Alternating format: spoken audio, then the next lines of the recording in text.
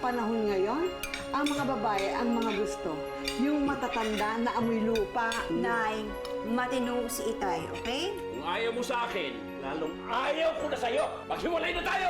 Sige, hiwalay na tayo. Tay Nelson, alam ko po namimiss niyo na po ang asawa niyo. Jillian, di ko alam kung maintindihan mo na to eh. Pero sa totoo lang, mahal ko pa si Lynette. Kaya lang, sa tingin ko, parang mas mabuti na yung ganitong magkahiwalay na lang kami. Kaya ako sa'yo, mas maganda siguro kung huwag ka na umasang magkakabalikan pa kami. Dahil hindi na mangyayari yun.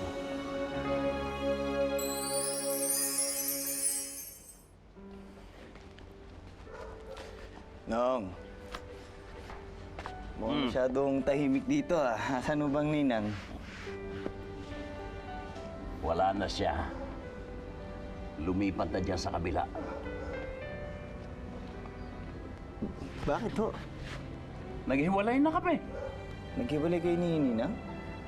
Oo, mabuti na yon. Tingnan mo. Ngayon, marami na akong health benefits. Tingnan mo. Nabawasan na ang mga kulubot sa mukha ko. Nakakahinga na ako ng maluwag. At bumalik na yung pandinig ko. Wala nang sumisigaw. Kaya masaya na akong wala na siya rito. Good riddance. Nakakabigla naman ho yung balita niya. Pagkatapos mong magulat, magse-celebrate tayo. Pareho na tayong walang tali sa leeg. Pareho na tayong walang asawa. Kaya balikan natin ang pagkabinata natin. Amaya, ililibre ko kayo ni Junior. Meron ako alam na lugar na napakasaya para sa atin ang mga bagong laya. Sige, sasamahan ko kayo. At mayroon ako ipakilala sa'yo. Ay naku, pasaway talaga yan si Rosalie. Inay, wala na mo ba talagang pag-asa? Oo nga naman, Nay. Ang tagal-tagal ng pinagsamahan ninyo. Baka naman pwedeng balikan nyo na lang. At intindihin nyo lang si Tay Saldi. Pwede ba? No, no, at malaking no. Diyos ko naman, ayoko na, guguluhin na naman ang buhay ko noon. Tsaka, isa pa eh, tanda na ako, no? Ayoko nang may mga komplikasyon pa sa buhay. Inay, Ikaw na naman. Please lang, huwag mong isipin na gagawa ka na naman ng speech. Para sa makumbinsi mo kung magbalikan kami ng itay mo. Nako, ha? Tama na. Ayoko na. Mama Verdi, may sasabihin pala po ako sa inyo. Sana po pumayag kayo eh. Ano yun? Pwede po ba magbati na po kayo ni Lolo Zaldi? Diyos ko naman, pati ba naman ikaw? Naku ha, naiirita na ako. Sige na po, Mama Verdi. Magbati na po kayo ni Lolo Zaldi. Kasi po, para malaman po ni Itay Nelson, para maisip niya po na hanapin niya po ang kanyang asawa na si Inay Lynette. Alam mo, Iha, hindi naman kailangan magkabalikan kami ng Lolo Saldi mo. Para lang dapat, ang importante, ma-realize ni Nelson na kailangan hanapin niya asawa niya. Ganon. Ganon yun. Nakakalungkot naman po. Ba't ka naman nalulungkot? Ako nga masaya eh. Kasi alam mo kung bakit? Kasi wala na sa tabi ko. Ang Lolo Saldi mo, wala na akong naamoy na amoy lupa. Pakita mo na.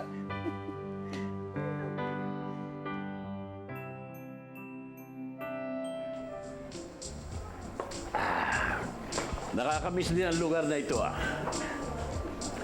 Enjoy tayo, ah. Bawal ang KJ, eh.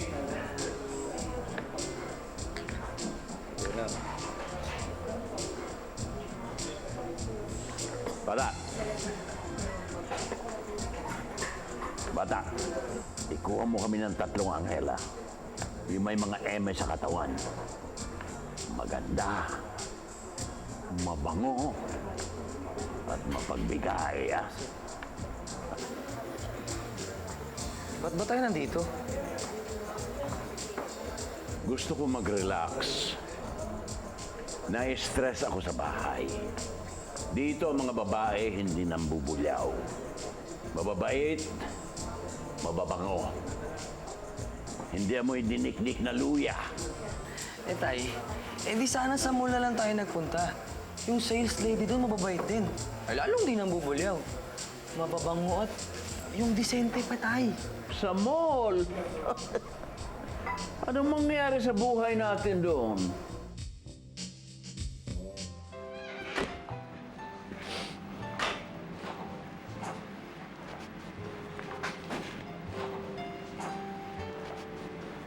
Al, iniisip mo pa rin si nanay at tatay mo, no? Okay na yun. Wala na tayong magagawa eh. Hindi na ako makapaniwala eh.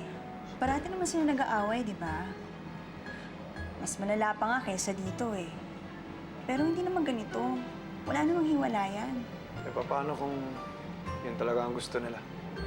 Alam ko hindi nila gusto to eh.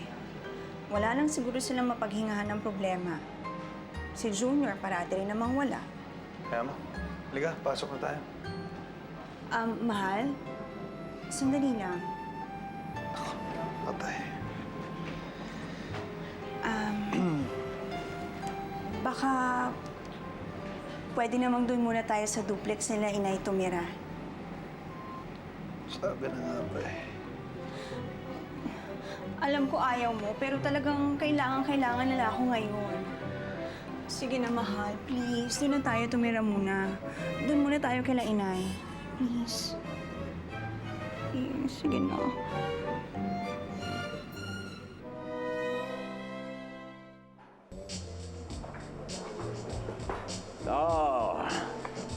Ito na mga anghel sa lupa na magdadala sa atin sa langit. Tay, may kasama pa kayo ah. Baka nakakalimutan niyo may kasama kayong anak. Di ka ba natatakot na baka isumbong ko kayo kay nanay? Yan ang malaman niya. Total, hiwalay na kami. Hi, I'm Beth. Beth. O, Junior. Sa Beth. Ayaw mo? O sige, paalisin ko si Beth. Baka sising alipin ka. Hindi po tayo, okay lang. Hele, hele, bago quiere. Kaya naman, ini, mini, mani, mo, ipapira, pipapo. Diyan ka. Ikaw na, dito ka.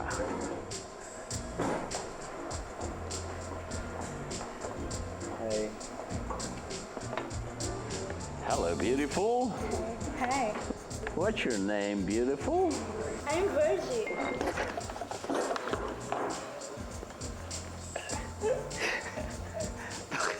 Bakit na? Masyado bang pamilyar yung pangalan? Parang ang pangalan ni Ninang eh. Sa lahat naman ang pangalan, no? Ne, pwede bang ibahin natin ang pangalan mo? Naalibadbaran ako, eh. Virgie. Mabuti pa ang sinabi mong Lucifera. Yaw! Naku, Diyos ko, bata ka talaga. O, ingat, ingat. Baka mami matapa ka, ha? Mama Virgie, Oh, parang mas bagay po dun sa kabilang bahay. Don? Opo. Oo nga. Maganda yun sa kabilang bahay ng Lolo Saldi mo. Pero, ako nagtanim nito, no? Kaya kailangan, dito ko ilagay. Di ba? Ay, naku. Ay, bakit parang wala tang tao doon? Kaya nagpunta yun. Kasi po, nag-celebrate po sila. Kasi po, free again po si Lolo Saldi ngayon. Ganon. Free again, ha? Nako, makikita niya. Saan naman pupuntahin sila? Hindi ko po alam eh, pero gusto niyo pong hanapin natin. Oy, naku ha! Huwag mong hahanapin yan. Naku, ayokong hahanapin mo yan. Basta importante, intayin mo na lang sila rito. Tapos sabihin mo sa akin pag andyan na, ha? Okay? Sige. Ano pa yan? Kunyari pa si Mamang Virgie na walang pakialam kay Lolo Zaldi. Pero, nag-aalala rin siya. Saan kaya nag-celebrate sila Lolo Zaldi? At saka sana, pumunta na dito ulit si Itay Nelson. Bumalik na siya sana.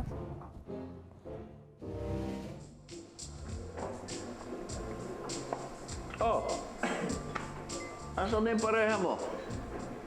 Ayun, naglalasing. Pambihira. Excuse me, ha?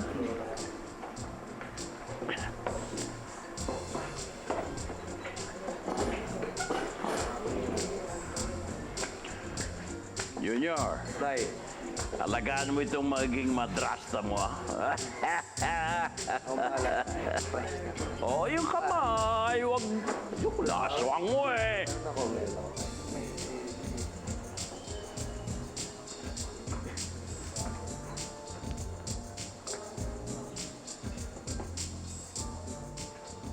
Oh, No.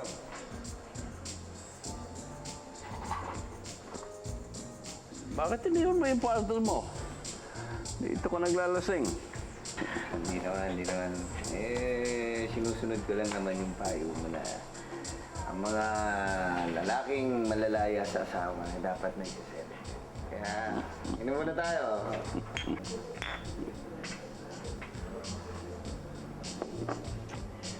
Nelson, inaanak ko kayo sa kasal. Kaya kahit pa paano, kilala kita. Hindi pagsa-celebrate ang ginagawa mo. Hindi malulunod ng alak ang kabiguan mo sa asawa mo. Mangyayari lamang yon pag sinabi mo sa sarili mo, nakakalimutan mo na si Lynette. Pag nagawa mo yung bata, doon ka lang makaka-move on. Hayaan nyo, Ninong. Simula ngayon, sinusumpa ko, kakalimutan ko na yung Lynette na yan. Para masabi talagang malaya na ako sa asawa. Malaya na akong lalaki. Mga kuya, Nong. Kaya celebrate na tayo. Kanya na lalaki!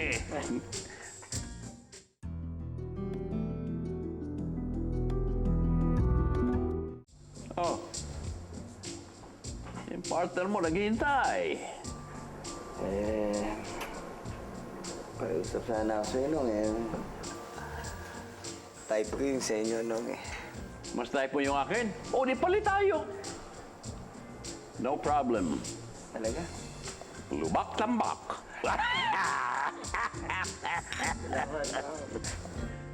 Ma, bakit ba naman kasi kailangan nating lumipat? Di mo lang nakapagpaalam sa mga kaibigan ko. Saka wala naman may kakilala dun. Pwede naman kayo gumawa ng mga bagong kaibigan doon eh. Kilala ang lolo't lolo niyo doon. Ako okay lang sa'yo kahit wala akong kaibigan. Kasi tutusin naman nila ako na ampun eh. Pag nakita na kayo yung magulang ko. Katulad ng mga kaklasmate ko. Tinukso nila ako kasi di ko na kayo kamukha. At naniwala ka naman na ampon ka. Ay, nako anak. Maitim ka kasi pinaglihi kita sa dinuguan. Pero cute ka naman, kaya anak kita, okay? At saka dapat, alam mo, nakikipagkaibigan ka para may kalaro ka. Naku, tamang-tama kasi may bata dun sa bahay ni Inay. May inampon siya, si Jillian. Jillian? Babae? Sus! Ma, ayoko na kalaro na babae, no? Mas lalo na ako. Ma, ayaw nga namin tumira kila Lola eh. Ano ba kayo? Huwag nga kayong ganyan, ha? Ginagawa natin to para sa lolo at lola nyo. Eh, sige na nga, matulog na kayo pagtapos na mag-empake, ha? Dahil maaga tayo bukas. Oo, sandali. Kiss ko. Good night. Good night. Good night.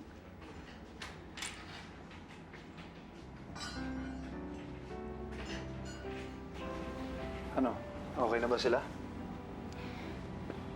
Hindi nga masyado eh. Siyempre, biglaan. Pero salamat ha. At pumayag kang tumira tayo doon kila inay. Alam mo namang lahat ng gusto mo susundin ko eh. Kaya nga love na love kita eh. Rabay.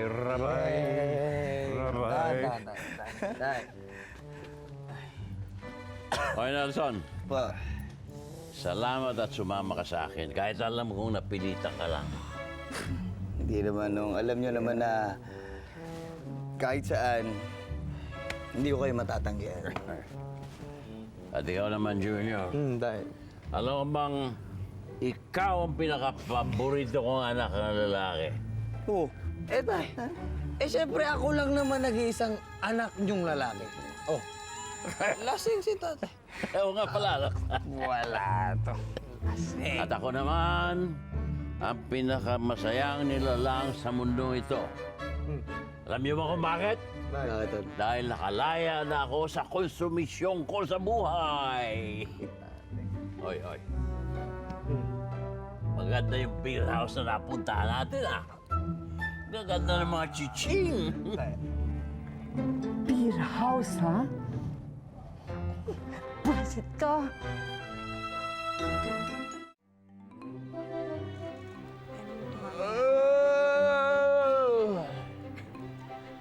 Good morning, you beautiful world! Good morning, Tay! Lolo! Hi, Lolo! Morning, Lolo! Oh, good morning! Good morning po. Good morning!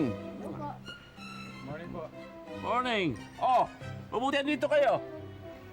Lilipat na mo kami dito. Ay, mabuti naman. Oh, yung magagamit nyo, pasok na. Ay, hindi po. Sasamahan ho namin kung sinay sa kabilang bahay. Eh, bakit kayo doon titira? Eh, kung bunga nga ang kayo niyan maghapon, makukulilig lang ang tainga mo. Dito, mas masaya. Impyerno doon sa kabila. Hoy, huwag mong piratihin yung mga anak ko, ha? At saka yung apo ko. Ikaw talaga, oo. Kahit na paan sabihin mo, nag-usap na kami. At dito sila titira sa akin. Nay, sandali ho. May lakad ho ba kayo? Oo, magbabar kami ng friends ko. Bar? Sa ganitong oras magbabar ka, tulog pa si Ninong Satanas mo. Nay, paano kayo magbabar? Alas 9 lang na umaga. Ay, bakit? Eh, mano kung umaga? Bakit? Wala bang bar sa umaga? Ano ba pumasok yan sa kokote mong walang laman at may barbar ka ba? Eh, kung ikaw nga dyan nag-beer house ka, aba, kaya ko rin magbar, ano? Excuse me. Oy, Berhinya. Masyado pang maaga para tumambay doon sa Quezon Ave. Wala pang pipick up sa'yo. Baka ang pumick up sa'yo, yung DSWD at daling ka doon sa Home for the Aged. Hutas ka, Barabas! Makikita mo, naiingit ka lang kasi sa akin dahil ako, sosyal, sa bar. Eh, ikaw, beer house? Excuse me. Gotta go. Oh, wow! Pa-English pa.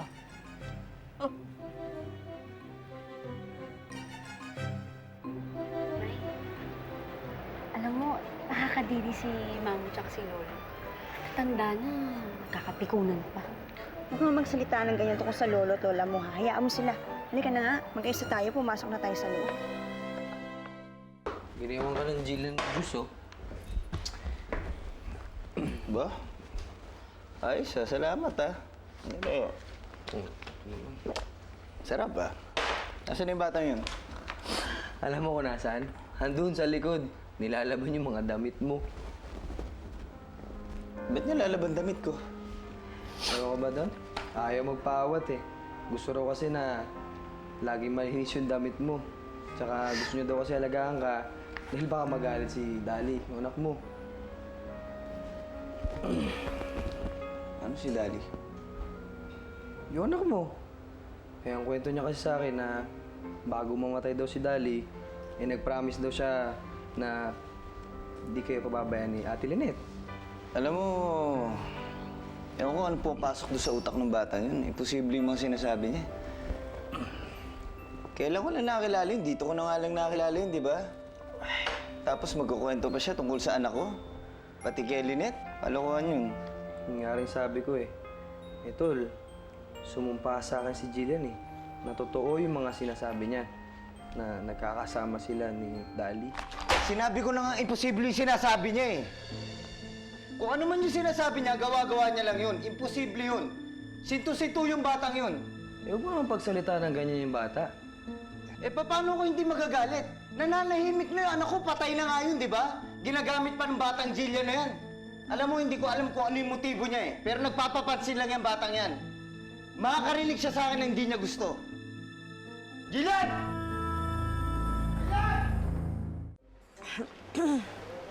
Aray, Diyos ko. Nakapagod. Sakit na ng pakot. Ay, Diyos ko. Ako yung buwisit naman kasi ito saldi na to dahil sa kanya. No? Aray. Ay. Miss, pwede ako makaupo? Pagod na lang ako. Ang sakit ng aking mga balakang. Salamat, ha? Ano naman ang gagawin ko dito? Yan. Teka. Libro dito, ah. Yan. Kahit nakabuti na ako magdamag dito, may libro ako. Teka. Okay, this is our last. Inhale up. And then slowly exhale down.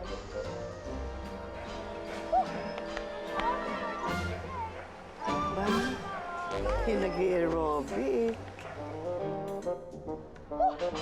Okay, we're done for today. I will see you all tomorrow. Bye.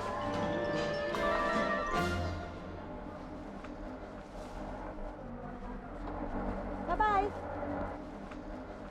Sal? Ba't parang hindi ka makapag-concentrate sa exercise natin? May problema ka ba? Naghihiwalay na kami ng asawa ko. Naku, si Saldi nga ata yun. Problema nga yan. Hindi ko naman pinoproblema yung nagkahiwalay kami. Masaya pa nga ako eh. Ang kinainis ko lang, itong asawa ko, wala pa kami 1 linggong nagkahiwalay, kumekarengkeng na. Sumasama na doon sa mga kaibigan niya, pabarbar pa. So, alam ko sa sakit dito ko. Kung sino na naman ang kasama niya.